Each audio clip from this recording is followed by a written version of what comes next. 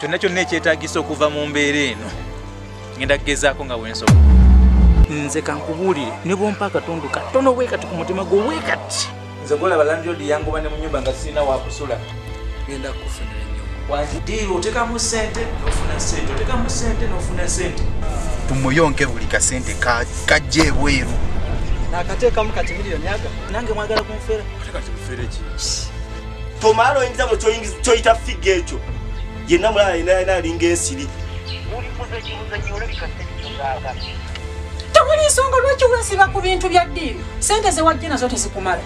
biki ebyo byolimu ebyo n'omutunuulira n'omutwe ne gukuluma nze zimba wadde nkubulya mazima